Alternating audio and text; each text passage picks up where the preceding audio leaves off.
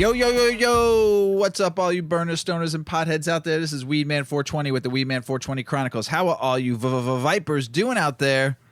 Mrs. Weedman. Mr. Weedman. How the hell are you? I'm full of dog goobers. We had That's a strange how the hell are you? I'm great. I love it. I'm great. We had a puppy play date, and the dogs were all full of drool. Yes, and they had a lot of fun. They did, Yes. but my pants show that I was around puppies. I'm great, though. I'm great. Nice. How are you, Mr. Weedman? I'm doing awesome, as always. Good. As always. We had a good Sunday. We went to see Mount Joy. We did. And at the new salt shed in downtown Chicago, which was all the old Morton Salt Factory. Yeah, it was nice. They're doing it. The indoor part of the venue is not done. The outdoor is pretty sweet. Sound was clear. Mount Joy was great as usual. It's the second time we've seen them. We like them. They're good, real mellow, just chill. We got baked and had a nice time. We had the perfect little spot, and I think we're getting kind of old. We didn't want to fight. We were really old. Yeah. Well, not just old that way. I'm just talking about like.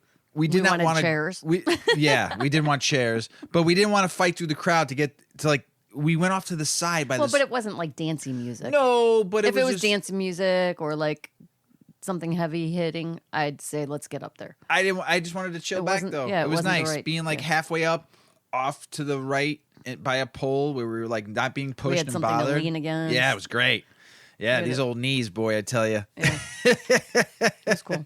This venue is on the west side of the city. Last year or 2 years ago during COVID, we saw him at. We went to a drive-in concert, which I still think is the best way to see a show. On the east side of the city, like on the east side of the skyline, I should say. Like we were just on opposite sides of the city. It was over by cool. the planetarium. Yeah, that's where we saw him 2 years ago. This year we were over by, like I said, the Morton Salt Shed along the river, by the Wrigley building. If you don't know where the salt factory's at, so it's over by Wrigley chewing gum factory and office building is at. So it was kind of cool though. It's a good venue. Our daughter O-Dog works there too, which was awesome. So we get to go see her too. Good show. It was a good Sunday. And then there's actually a big concert coming up this week. The Secret Rose or with the Sacred Rose with Phil Lesh and Black Puma, and I mean the lineup is amazing. I don't have it all in front of me. 3-day festival. Yeah, right? 3-day festival over at Geek Seat. I think over the old Toyota Park in Bridgeview. So, but really good stuff. I mean, I don't know if we're gonna go. We were talking about maybe going Friday, but really good lineup. Probably one of the best lineups I've seen out of that Geek Seat or Toyota Park, whatever you want to call it.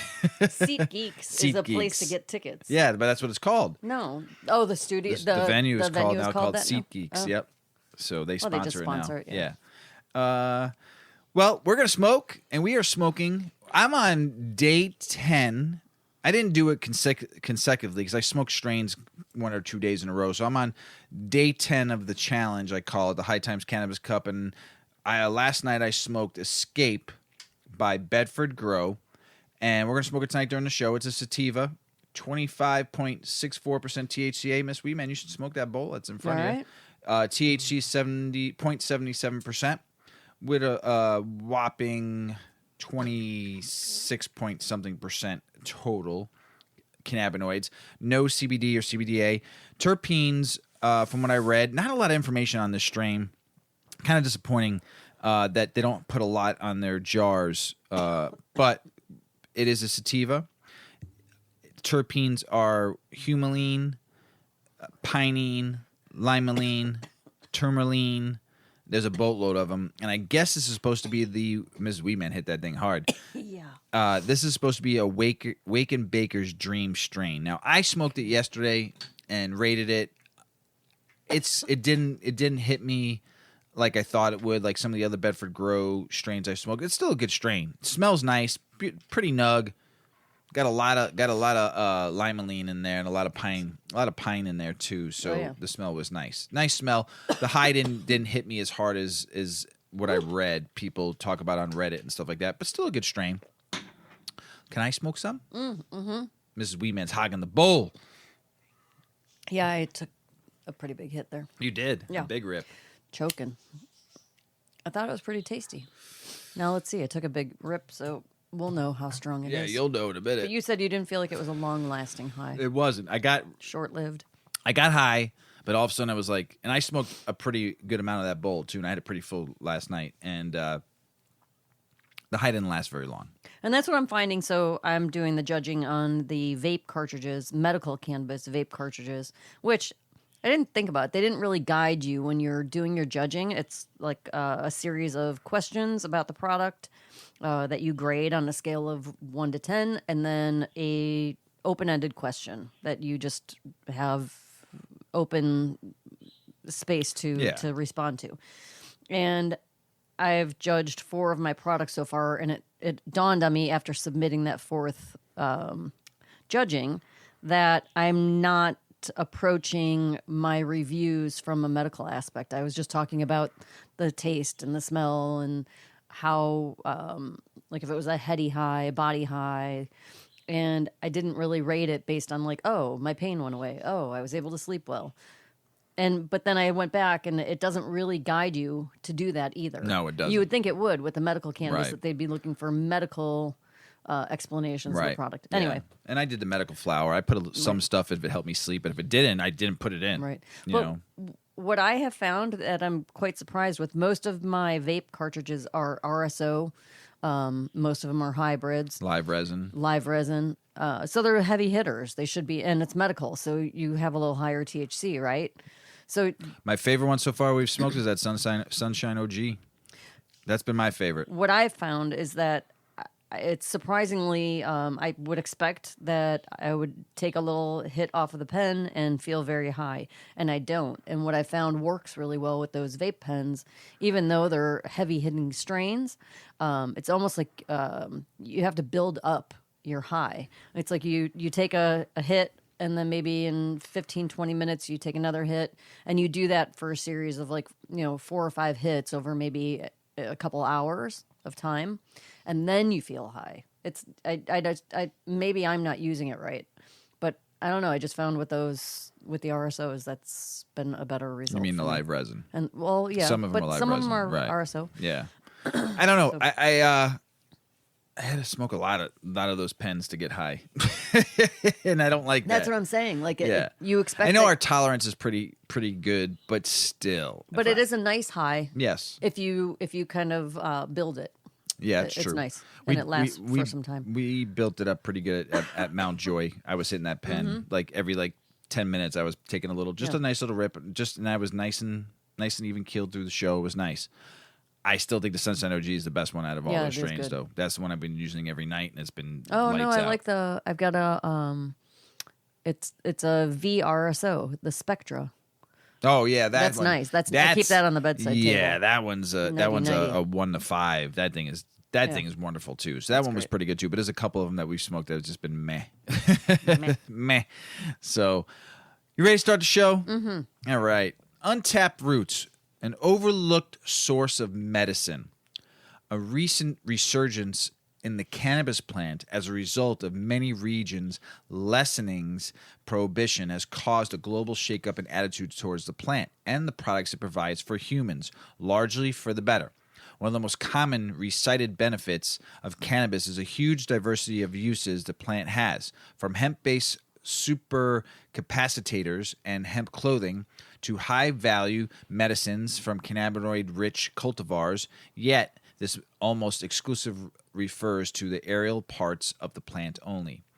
One aspect of the plant that seems to get little to no attention is the utilization of plant roots. I've talked about plant roots before. This is more in depth. So, a Google Scholar and PubMed search provides some evidence that this is an understudied part of the plant, although it is not an exact metric, nor is it highly scientific. The number of results is indicative of the number of publications, which gives some context to the point that the plant itself is understudied. But the roots have not yet been featured of many studies, and in fact have been largely ignored by those publishing in scientific journals. So Google Scholar title Cannabis Roots only 45 different titles, and in PubMed only 6. Compared to the cannabis plant, which has 349 on Google Scholar and PubMed 281, and in just cannabis titles 74,000 on Google Scholar and 20,176 on PubMed, PubMD. Interesting. The mechanism. Historically, the cannabis root has been used for numerous remedies. Therefore, the cannabis research community should be investigating the effectiveness of this relatively ignored plant part. Literature explaining the use of cannabis roots in a medical context spans back hundreds of years and covers a broad range of conditions. From joint pain to gout to skin burns and childbirth, there exists numerous historical documentation of many different types of applications for many different conditions, originating from all corners of the world. Reports of using boiled cannabis roots in different applications are one of the more common preparation methods. And it's all hidden, ladies and gentlemen, for so many years. For cataplasm and compressed to oral administration in various forms, many different cultures have documented the use of cannabis roots in their treatment of the sick. Despite this historical documentation, there has been a deafening silence of this subject since the recent resurgence. However, many of the molecules found in the root are described, admittedly via extraction from other plants and other studies, and these provide the building blocks for studies going forward, notably the roots of Panax ginseng. I love ginseng. What's the root cause? The cannabis plant produces hundreds, if not thousands, of phytochemicals, which are varying concentrations from cultivar to cultivar. The chemical composition of the root of the cannabis plant will no doubt also vary depending on the lineage of the cultivar. However, the phytochemicals, which has been shown to constitute the chemical makeup of the roots, include, I'm going to butcher some of these words, I'm sorry, triterpenoids, monoterpenes, alkaloids, phytotestosterols, which is the steroids, although rich in active molecules. A thesis out of King's College London in 2009 by Dr. D.J. Potter showed the roots are practically devoid of cannabinoids. The active ingredients in the plant roots are still to be fully investigated in terms of their effectiveness of treating human conditions, and much likely many aerial-produced phytochemicals remain untested, especially in the clinical level. However, as the industry moves forward, more and more reports of clinical trials using full-spectrum extracts and isolates are coming through. Eventually, and hopefully not in all distant future, there may be a time when the phytochemicals are more fully explored and focus starts to shift towards a lesser-known constitutes, such as the triterpenoids, triterpenoids, triterpenoids. The triterpenoids, which have been found in cannabis plant roots, include the molecules fridelian and epifridelianol. Why do I always get the hard words? Mm-hmm. And these have been shown to have many effects on mammalian biology. Fridelian, extracted from Azemia Mrs. Weedman's busting my chops. From Azemia tetracanatha bee sting bush, has been shown to be effective in reducing inflammation, fever, and certain types of pain in rodent studies. It also has shown promising signs as a powerful antidiuretic, effective in treating gastric ulcers and treating diabetes in rodents. Those mice, man. In addition, fridelian as estrogenetic activity has been shown to improve sexual activity in rodents. Damn those mice. And has been used to treat sexual transmitted disease such as syphilis in humans. And that came out of Oswar et al. 2010. The other triterpenoid isolated from the cannabis root is epifridelianol. This has been shown as a powerful antitumor. Mrs. Weedman, help me out. No, I can't follow. Anti-tumor agent, as well as protecting. I'm baked too, so I feel you. As well as protecting against photoaging in humans and preventing human cells replication in vitro. Epifridelianol also shows anti-inflammatory activity, has been reported effective in ovarian cancer treatments, as has similar properties to an FDA-approved pharmaceutical used to treat the condition. So I grow, and before I read the conclusion, I grow in soil. I have a ton of roots, but I never use the roots because they're always just covered in dirt, and you'd have to really wash them, which you could probably do. It'd take some time. But people who grow hydroponically and you get those root balls, man, I would love to test those out, make some tea and boil it up and drink it and use it in different things. It'd be pretty dope. I'm going to try it with this next grow I got going on here, really clean those roots out and see what I can do, what kind of tea I can make. Because I did make that tea I did that big trim and I made that big batch of tea, and I had such a nice, wonderful body high for hours upon hours. So it's been great. So the conclusion. There are many other phytochemicals extracted from cannabis roots, such as monoterpenes, carvone, and, oh my God, these words, dihydrocarbone, and phytostrols, such as cisterol and campesterol, and alkaloids such as cannabisativine, and the nutrient choline. Mrs. Weedman dying right now. Each of these molecules has a story of its own in terms of its potential use in modern medicine and how it interacts with the human body. However, much like the full spectrum versus isolate argument, perhaps whole extract will provide a more potent effect than single molecule extracts. This leads to the question if the entourage effect is indeed more powerful than any isolate. Should this be a whole plant extract rather than just extraction of the aerial parts of the plant? Would that provide a greater effect than the sum of its parts? These are but just a few areas needing further study. And although whole extract may provide a greater all-in-one medicine, each component of the plant's chemistry, we will need to be examined individually to better understand what each is doing for the body. Again, this is something that will take a fair amount of time, money, and resources, but no doubt these studies provide many alternatives to the pharmaceutical options currently positioned in the forefront of medical care.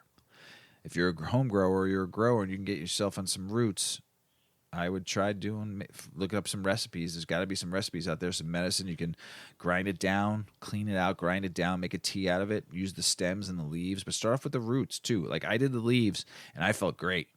So the next is the roots and stems. So there was really a lot about synthetic cannabis a long time ago. Remember a lot of those news, people were dying and jumping through windows, taking that K2 and spice and all that shit. We found some more research, and Mrs. Weedman is going to tell you what about synthetic cannabis, Mrs. Weedman. Yes. This is an article about synthetic cannabis, and what is it? You've probably never heard of it, but synthetic cannabis made its entry. No, now that I'm reading, I'm realizing why you were struggling. Hi. Yeah, this is a very, very heady high. Yes, it is very It's heady. like boggling my brain. Yes. Okay. I'm going to start over. You've probably never heard of it, but synthetic cannabis made its entry into the market in 2002.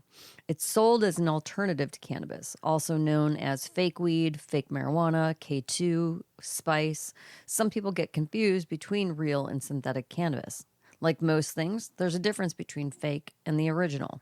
Although the name synthetic marijuana suggests it's an alternative to cannabis, there's a world of difference between the two. There was a time when cannabis was illegal in many places. Later, as it was made legal, rumors spread that even synthetic cannabis is legal. As a result, more people used it and had to bear severe consequences. Unlike cannabis that has been responsible for 0 casualties, synthetic marijuana has killed a few people. Simply put, synthetic cannabis is a hardcore designer drug. Nothing more, nothing less. Although it's called marijuana, do not assume it works like the plant. It's anything but natural and is usually created in labs just like other drugs like cocaine and meth. Originally, it was made to help scientists study the depths of the cannabinoid system. However, it was misused, and that has resulted in it being available on the streets. So how do you differentiate between synthetic and natural cannabis? If you've ever used real cannabis, this one shouldn't be difficult. You already know what the original looks like, feels like, smells like, so you should be able to differentiate. The appearance is one factor. Traditional cannabis buds look like little nuggets of resin. They look like sugar-coated leaves and flowers compressed together. No matter where you purchase real cannabis, it will be sold as a whole bud. All buds may not look exactly alike, even if they're from the same strain, but they are certainly from one plant, and that's cannabis. On the other hand, synthetic cannabis is ground up already. It appears like leaves and bits of many plants just thrown together. Sometimes it looks like grass, but at other times it looks like potpourri of different plants. Another way to recognize the difference is touch. Real cannabis is dank and moist. The buds will not be too moist, though, but they will also not be too dry. The texture is somewhere in between. You'll also feel the stickiness when you touch the buds, something every user loves. The stickiness is due to the trichomes found in the bud. Terpenes are the essential oils of the cannabis plant and aren't unique to cannabis alone. This is one reason why cannabis offers so many medicinal benefits. Synthetic cannabis doesn't produce any sort of resin. It isn't sticky or dank, and on the contrary, it is dry and shapeless.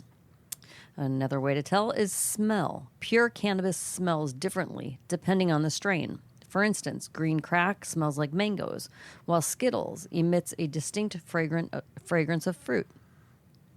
Some may even smell like unwashed socks or rotten cheese. It just depends on the terpene profile. Anyone that has used real weed will agree that the fragrance plays a key role in identifying high-quality cannabis. Synthetic marijuana smells like chemicals. Some strains of pure cannabis do have a chemical-like fragrance, such as sour diesel. But it's easy for you to know the difference because K2 will never smell like real weed, no matter how hard they try in a lab. It'll be a little funky or musky, but it will still have that underlying chemical smell. And then you have taste. It's always a treat to take a deep hit of your favorite strain and enjoy the combination of rich flavors on your tongue. Like the fragrance, the flavor also depends on the strain and the way the herb is grown. But regardless of the strain, the flavors are usually mind-blowing and make you yearn for more. Synthetic marijuana tastes like a bunch of chemicals thrown together. It may also taste like burnt grass at times. The taste is so weird that you may end up coughing, not because of the high it produces, but due to the gagging feeling you'll experience. And then there are dangers involved in synthetic cannabis. It produces effects very similar to THC or tetrahydrocannabinol.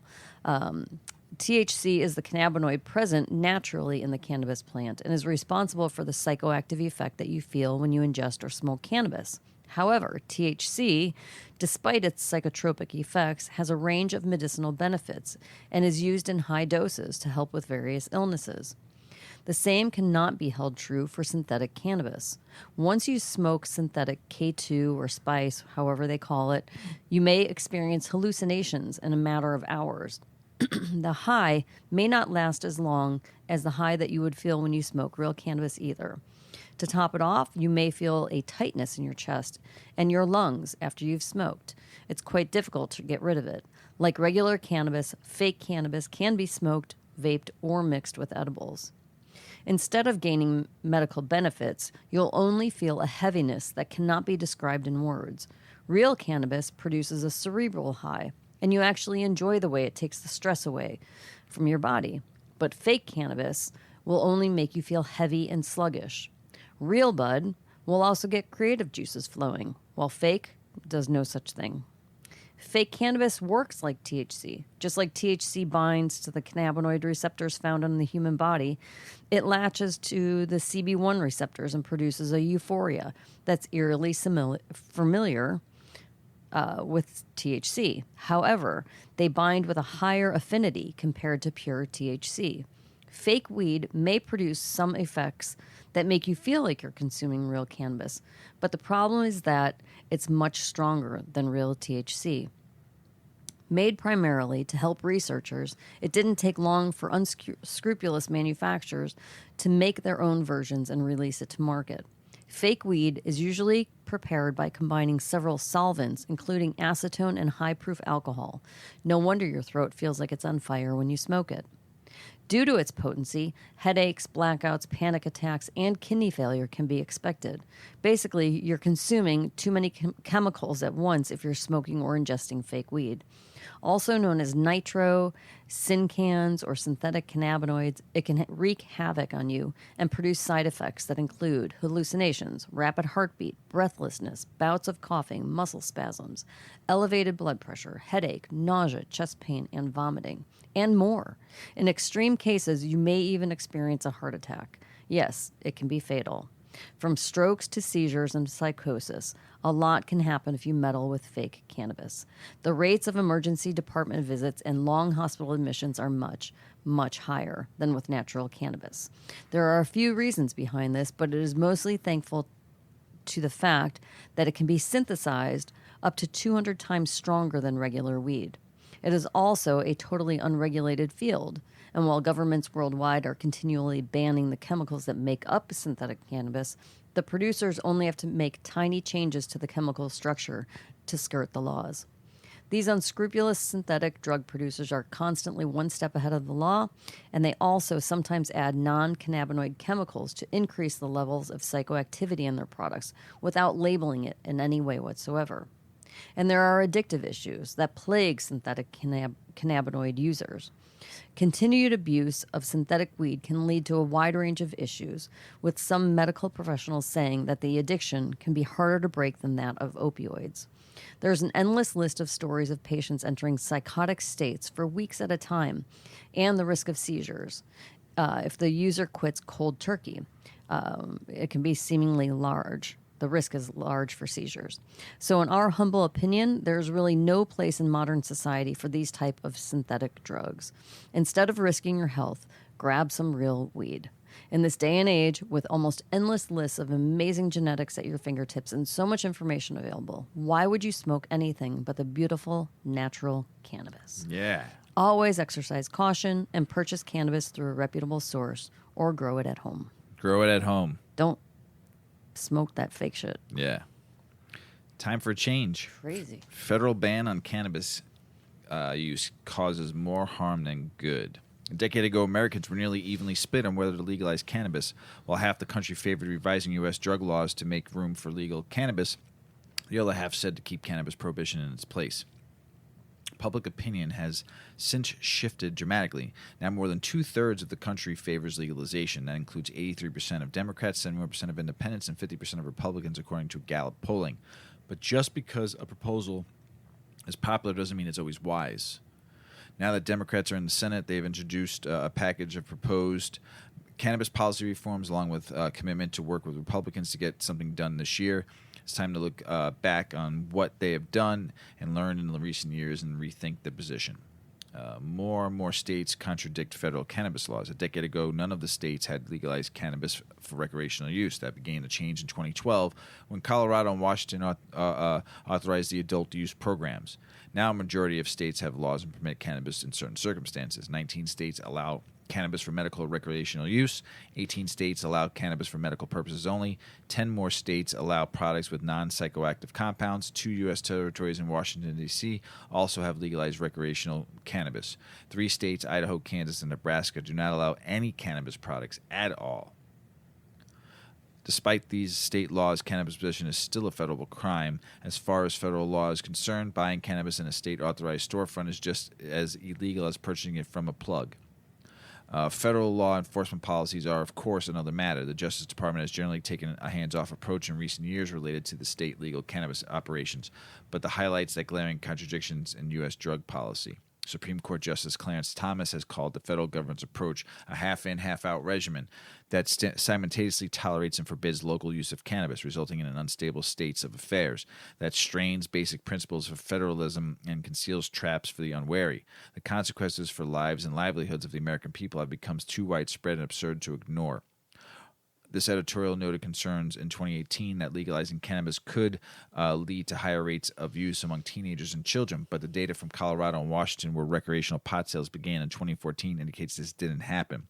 The Benile Healthy Kids Colorado survey found that reported rates of cannabis use among high school students held relatively steadily, fluctuating between 19 and 22% from 2005 to 2019, keeping it roughly in line with national average. The figure dropped significantly to just 13.3% for Colorado teens in 2021 during the COVID-19 pandemic. The Benile Washington State Healthy Youth Survey similarly found no significant trends over time and reported cannabis use among students, middle school and high school from 2006 to 2018, which means legalization did not lead in spikes in teen cannabis use there either. That's pretty good. Even so, other researchers warn that pre-existing downward trends in cannabis use among teens could be masking the detrimental effects of legalization. Regardless of whether Congress legalizes cannabis federally, policymakers must keep a careful eye on evolving body of research. Cannabis isn't harmless, especially for young people. They do say the brain develops until you're 22, right? So that's why they always say that as a young person shouldn't smoke cannabis because of brain development. I don't know. Then more research needs to be done. While legalization proponents might have overhyped the medicinal benefits of cannabis, there is ample evidence that it could be useful in soothing chronic pain and symptoms of certain ailments. So it makes no sense for cannabis to still be listed as a Schedule I drug under federal law. It's all about control, people. All about control. Legalizing cannabis at the state level has spurred impressive business growth with direct and indirect benefits. At the same time, the idea that legal cannabis will supplement illegal sales hasn't always panned out. In California, where voters used a ballot initiative in 2016 to legalize personal use and cultivation, the illicit market is still bigger than the legal market. High taxes and bureaucracy seem to be to blame. So, man, we know what's going on. It's all about control. Why cannabis became illegal and the future of the legalization. Okay? No serious conversation about cannabis legalization can be ignored. The key role prohibition has played in the war on drugs, which has disproportionately harmed Black and Indigenous Americans and other people of color and continues to do so. Hundreds of thousands of cannabis arrests have been carried out each year in the past 50 years, often pulling people out of their communities and complicating their ability to find work, housing, and opportunities. Those who have been penalized for cannabis crimes are disproportionately Black and brown, while those who have capitalized on legalized pot are overwhelmingly white. The strongest argument for Congress to end federal cannabis prohibition finds the roots in the far-reaching harms of disparities that stem from its criminalization. The nation's misguided war on drugs will continue inflicting harm until cannabis is decriminalized. That's all the government needs to do. Just decriminalize it. Let people grow it at home, do what they want to do with it. Just get it off. Let people grow it like a plant. Nonetheless, decriminalization alone is not enough. Given the risks associated with cannabis, the nation needs the federal government to shift the posture from prohibition to regulation. To make the shift effectively, Congress needs to take a hands-on approach. No, they'll fuck it up.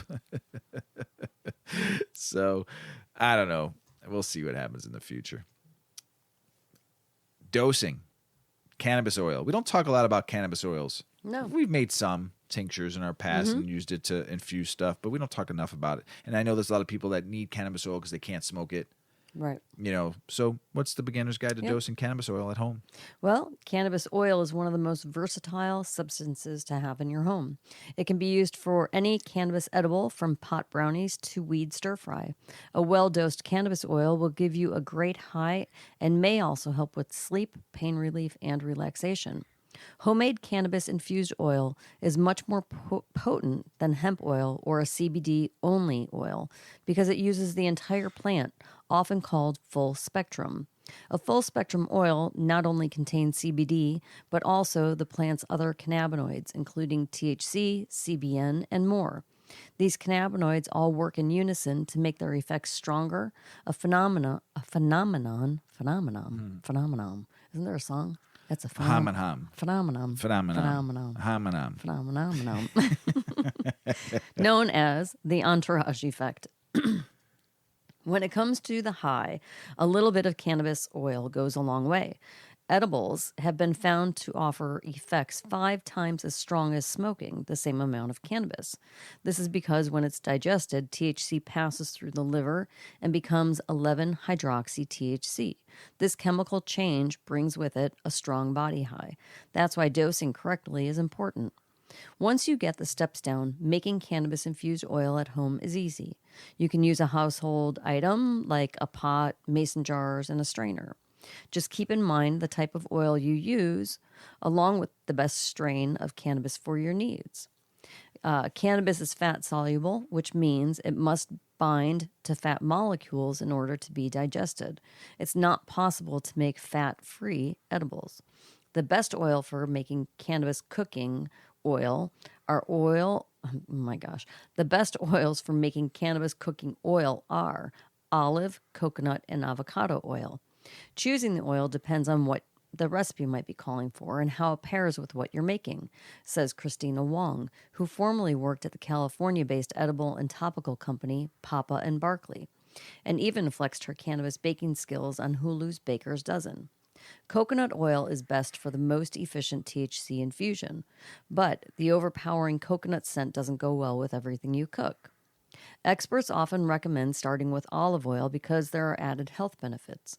This is attributed to the antioxidants and the anti-inflammatory properties in olive oil, says Felicity Chen, CEO and founder of Potly, a cannabis-infused olive oil and edible producer in California, with a national line featuring CBD oil.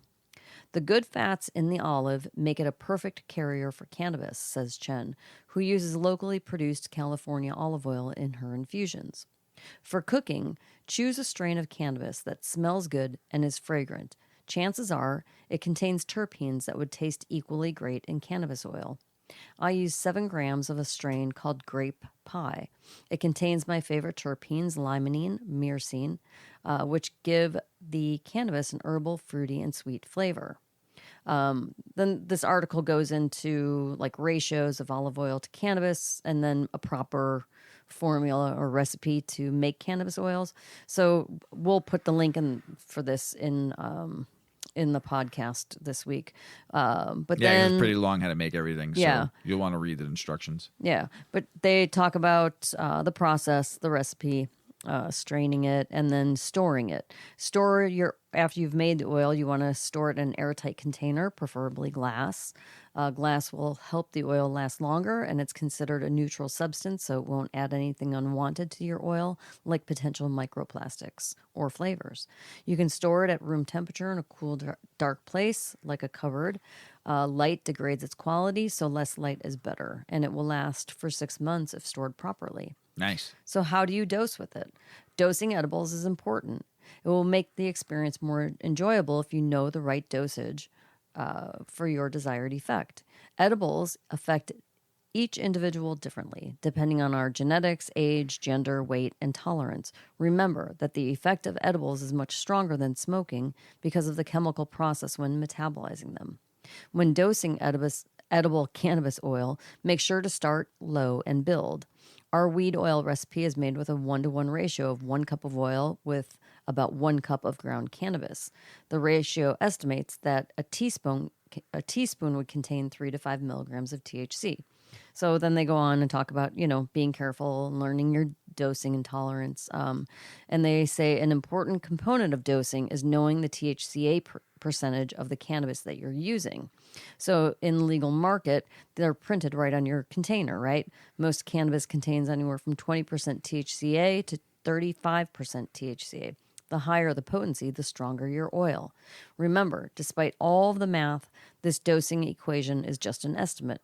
Each batch of cannabis oil will have a slightly different dose, and you'll need to tinker and experiment to find the right dose for you. You said tinker. Tinker.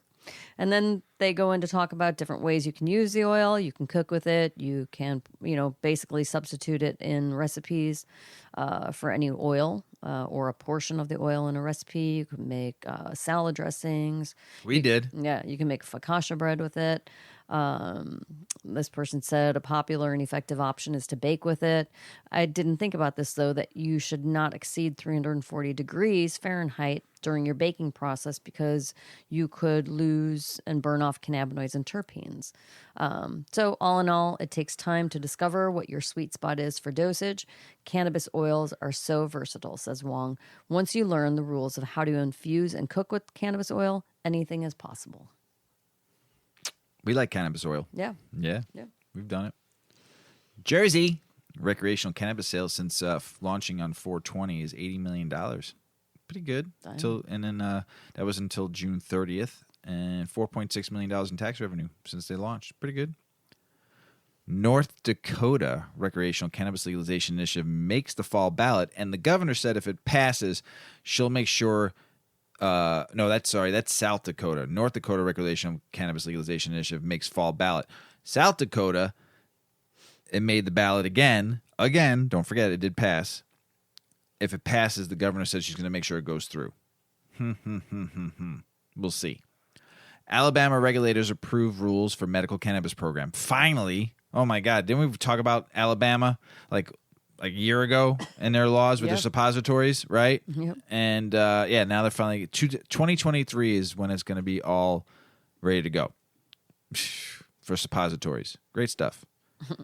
So once again, South Dakota voter approved legalization. She said she'll try to get it on the board. Here's the big one. Florida activists plan cannabis homegrow initiative for 2024 to run parallel to the industry-backed legalization bill. Florida, you missed it by 2%. of the vote last time. 2%. This is even bigger than the last one. If I know you have to wait till 2024, but this one is big because you can get home grow. I don't give a fuck what you got to do, who you got to move, who you got to vote out to vote in to get this. If you have to go out and hand flyers out to everybody walking out of dispensaries, if you want this to happen in your state to go wreck and to home grow, I talk about home grow all the time. And I'm telling you right now, if you don't pass this law, you're going to hate yourselves for a long time. So whoever you got to talk to, that 2%ers out there that did not vote for it, that you missed it by, go get them. Get them.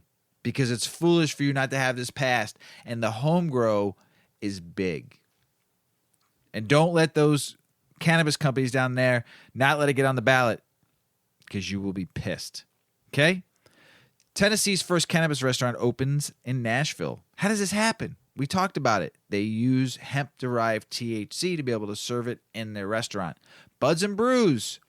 We know Buds and Brews because they put the Zenko on the table and got the 9.4 million views out of their restaurant by I mean, pretty cool. It's basically just a place for it's a restaurant bar. Cannabis is friendly. But they do all different types of food that are like moonlock roasted tots and nachos, buds and burgers, wake and bake tacos kind of place. So it's fun. But they are letting you like smoke like THC, hemp derived THC. Pretty cool. Good luck. That's the first one to open up. Man, good for them. And it's not even legal in that state, even medical either. Ballsy. Love it. The point that we don't get high anymore. Whoa. There is a point, right? I haven't gotten there. But I know people that have. Yeah. People will take a tolerance break because they feel like they're just not getting anything. Right. Yeah. Tell us about the THC limit and the point that you don't get higher. Well, our standard way of thinking about drugs is that the more drugs you take, the more intense an experience you'll have. In this model, not only does more mean intensity, but it also means the possibility of taking too much and overdosing. Can this happen with cannabis?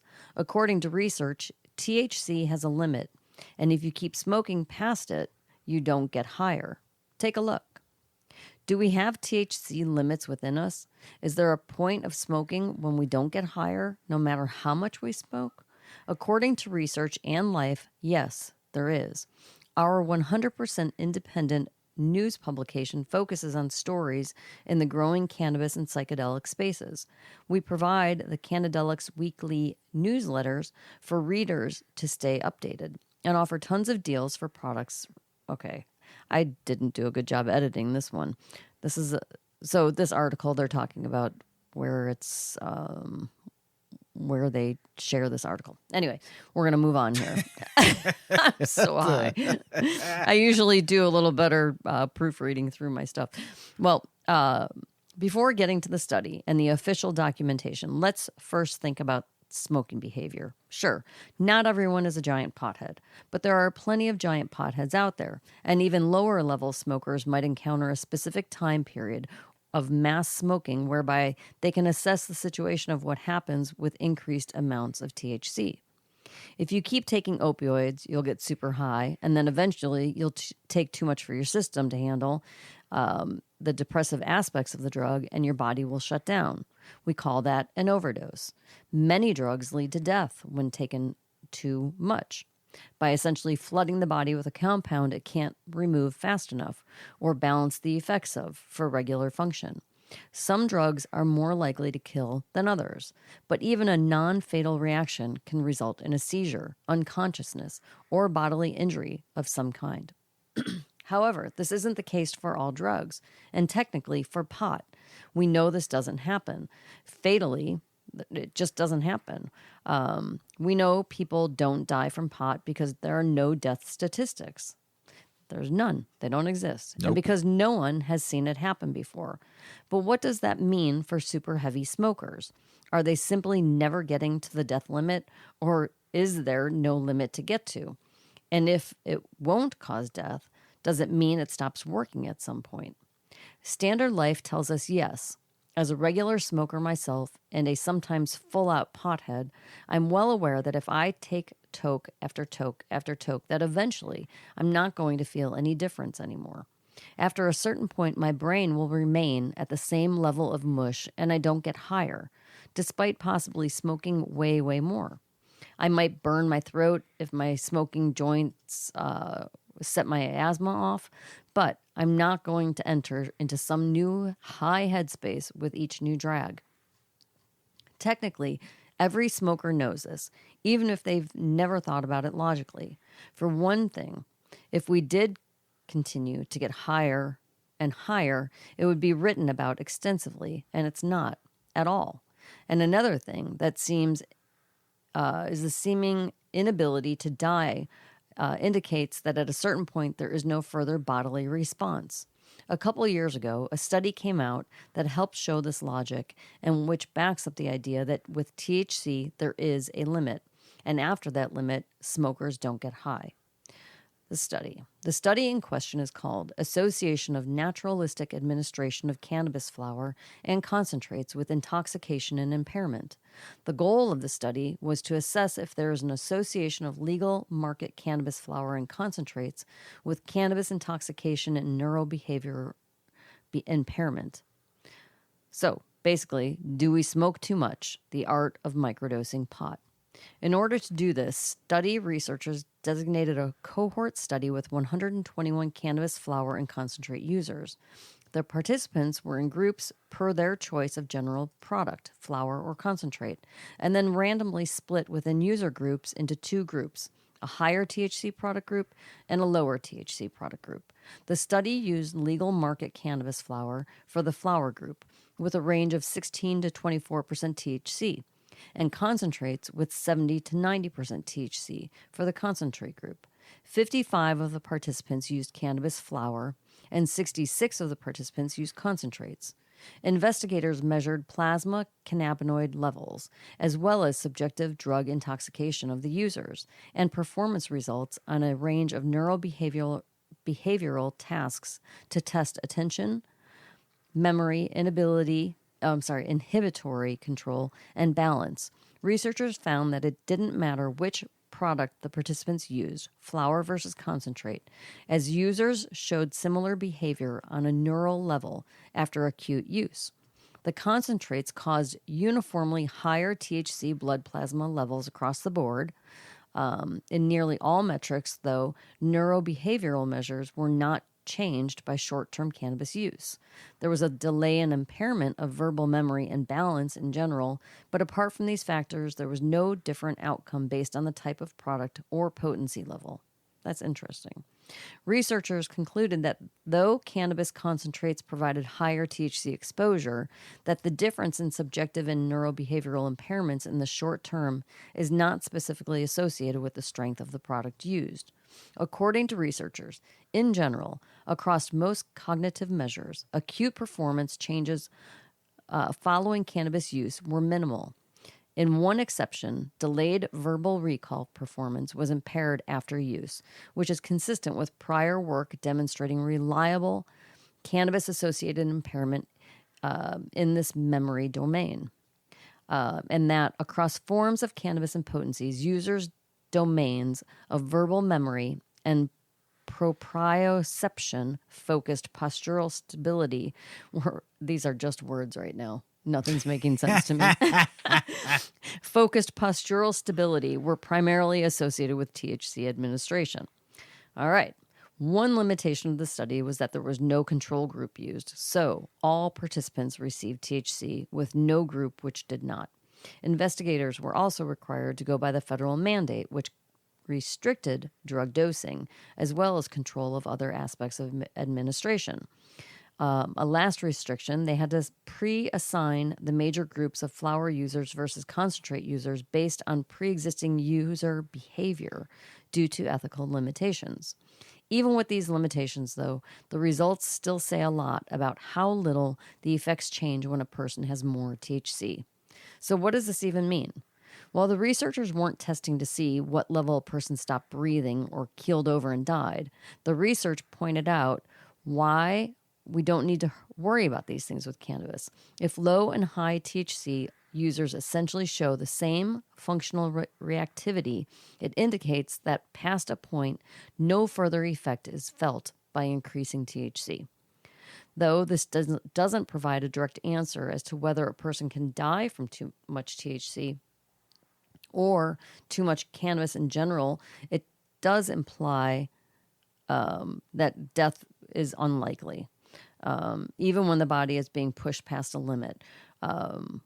After a point, the body can no longer handle, it'll just shut down and change in some other way. The study implies that though THC plasma levels increase and though some neurobehavioral changes occur, the results are effectively the same regardless of your THC amount. So it's kind of redundant here, but the study backs up why there's no death count for marijuana. It might not explain why the body reacts the way it does, but it does show a certain ability to withstand increased amounts of THC. So kind of interesting. Yeah, very. Right? Yeah, of course. Yeah, I'm too high for that article. But it is very interesting because Escape got you to escape. Yeah. Well, I think that's true. There's times where you're definitely more baked than you normally would get. You get super baked, but there is kind of like then you don't get more high. No. Your body can only take so much of being right. How high can you actually really get? I mean, I've been high. Right. But I mean, eventually you don't get any higher. You're just high. And that's it. Mm-hmm. Unless you're slumped and sleeping. Then you smoked yourself out. Yeah. International news. Colombia's new president talks up cannabis legalization, freeing prisoners and exporting cannabis to other countries. And the United States can't even figure out the laws yet.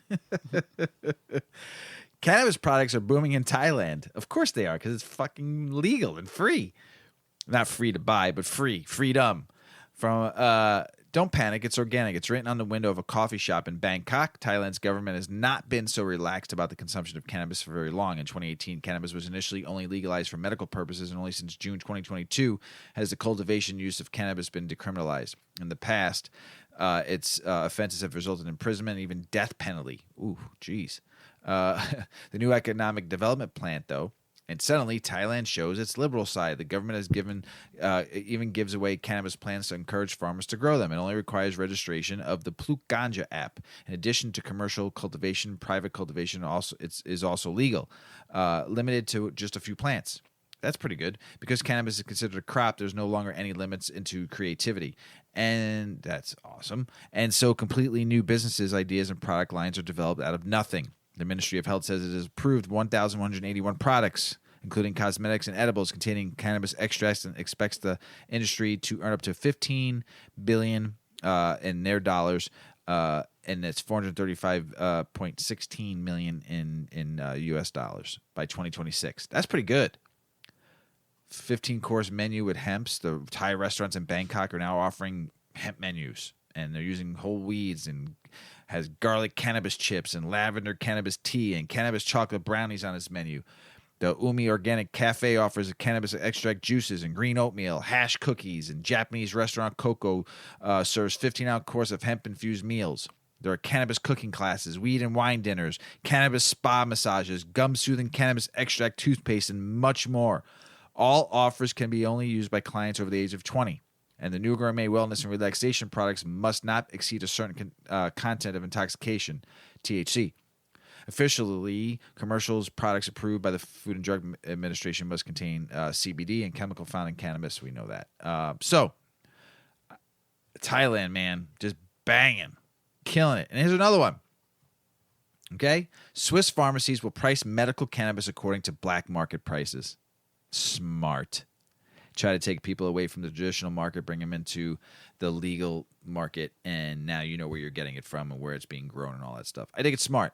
I think it's very smart. Still should just let people grow their own weed.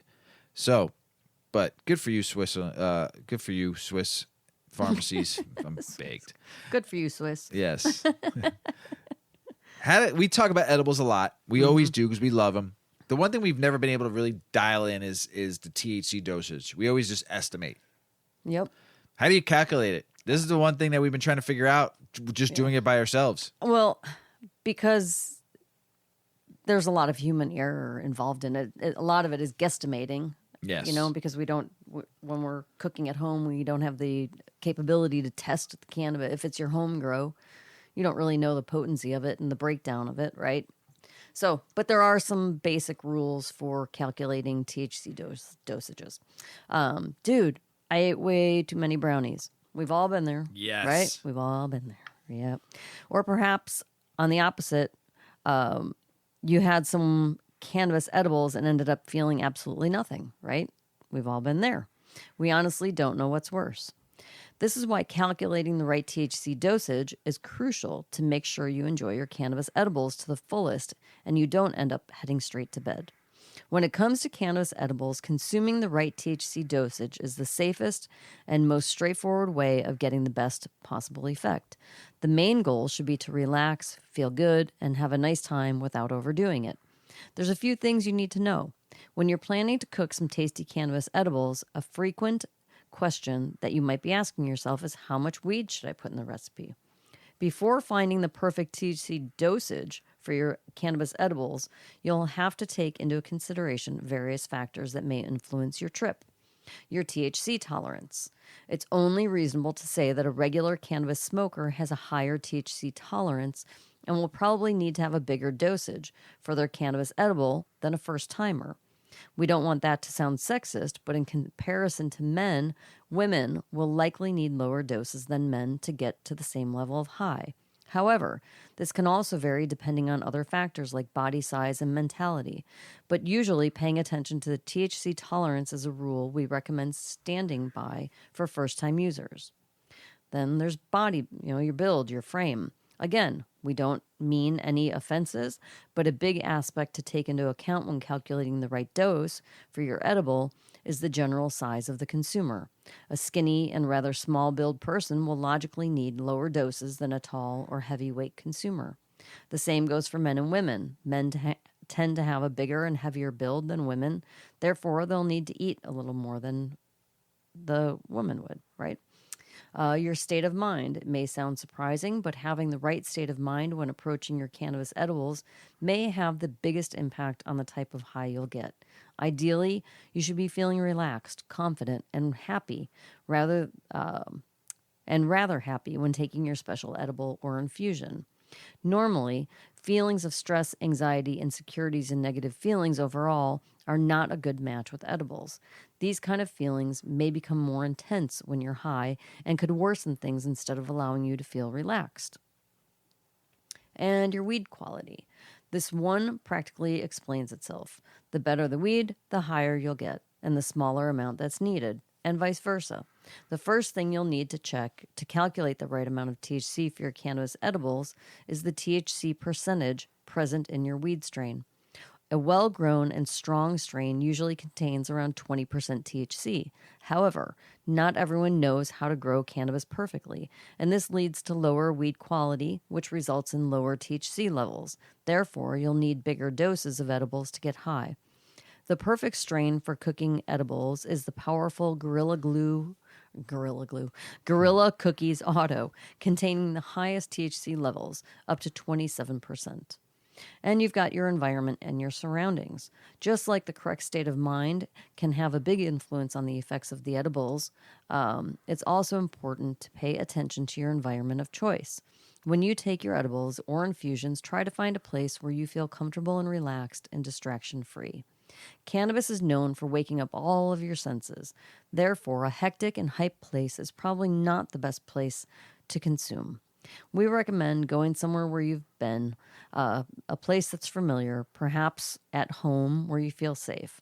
The sun is shining outside, and why not head outside into a green field or chill with your friends for the day? So environment is big. And then how do you calculate the perfect THC dosage? It's time to calculate the perfect dose. The first thing you should check is the percentage of THC present in the strain you use. Most weed strains contain between 15 and 20% of THC when grown properly, while weaker or poorly grown cannabis might have around 10%. In order to make it simple, we'll take a 10% THC content as an example.